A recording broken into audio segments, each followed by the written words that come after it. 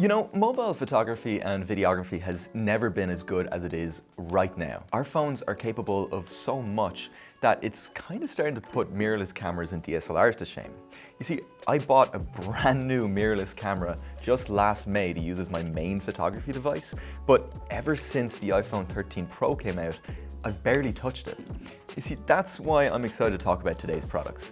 The Joby Swing and the Joby Spin, two brand new devices designed to take your mobile videography up a notch. But how well do they work, and are they actually worth it?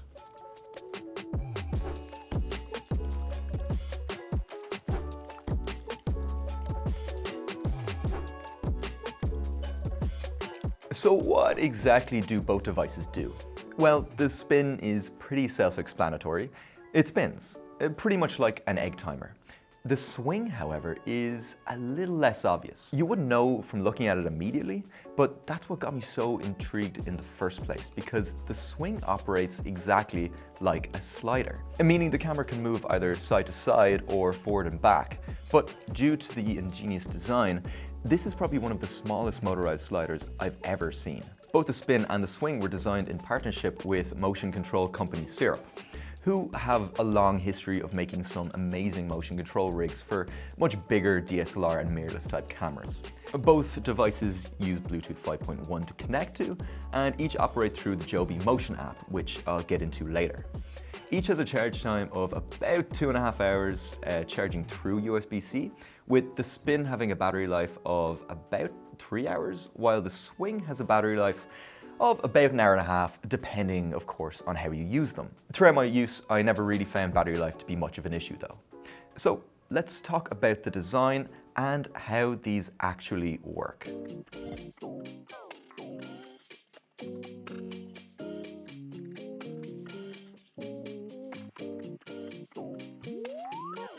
Both devices follow pretty similar design cues.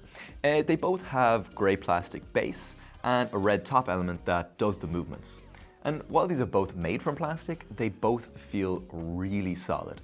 The build quality on both these devices just feels top notch, and for the price, they really should feel that way. But I'll touch on the price later. Each device has a 1/4-20 mounting point on the bottom, so these will fit pretty much on every tripod, and each have a leveling bubble on top to make sure your horizons are straight. This is especially important on the Swing because if your horizons are off, it will be seriously noticeable over the course of your movement. You can buy each device on its own, but I highly recommend getting one of the kits if you're considering getting one of these, as neither actually come with the phone mounts included. And having the phone mounts opens up the level of versatility on each of these devices a ton, giving you options for panning and whether or not you want to shoot in portrait or landscape. If you wanted to save a few bucks, you could buy the phone mount separately, but I was very impressed with the feel and build quality of each of these included with the kits, especially the one that came with the Spin kit. Okay, so let's talk about how these actually work for a second.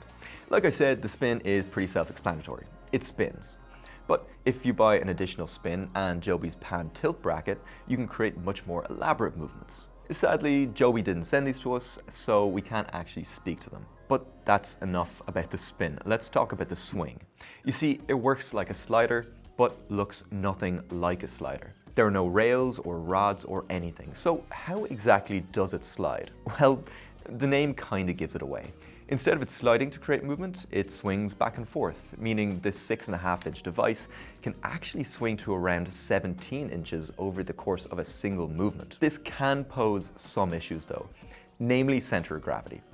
You see, for this to work properly, it needs to be mounted to a tripod. And because tripods only have 3 legs, it's quite difficult to nail a perfect spot where the Swing can extend fully in both directions. This kind of stinks, but unless you have a very solid surface and have the orientation dialed in perfectly, I wouldn't recommend extending the Swing out in both directions fully, because there's a very high risk it could and will fall. Okay. We know how these devices both work, so let's talk about how you can actually get them working. And for that, we're gonna have to look to the app.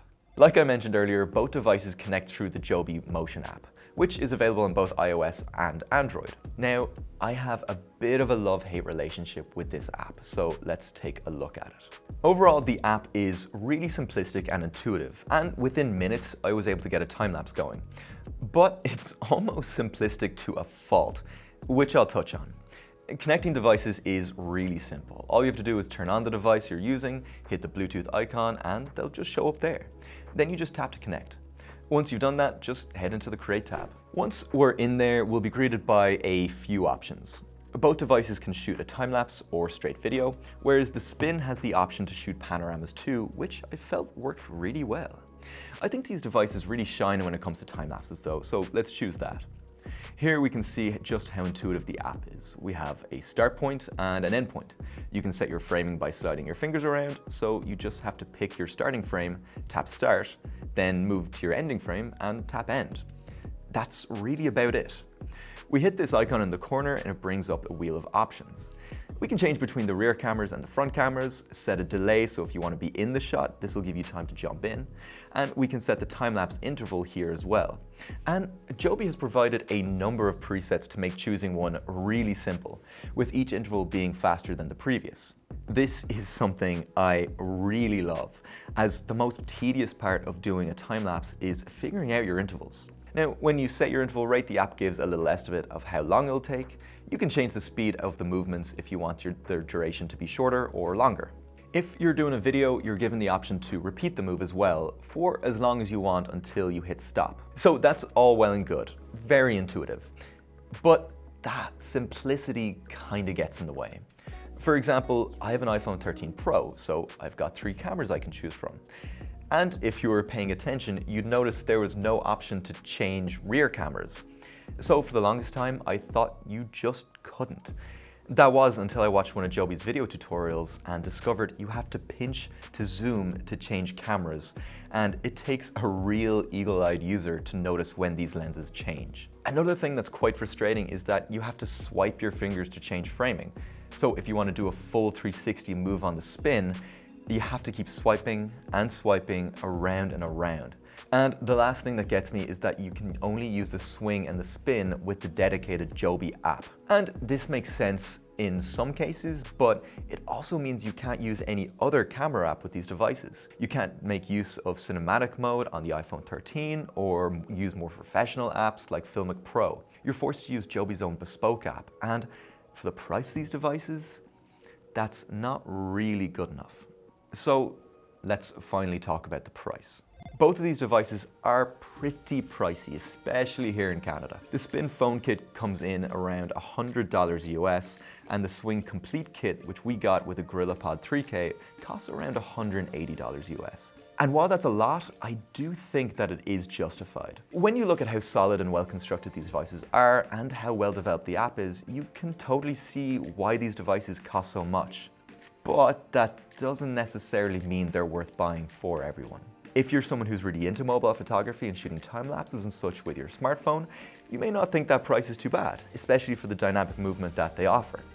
But I think it's fair to say that the price may be just out of reach for the average user. I had a great time using both of the Swing and the Spin and was truly impressed with how well they worked. I'd love to see some updates to the app to allow you to use other camera apps with it, but other than that, these are a couple of wonderful devices. But I'm gonna throw it over to you now.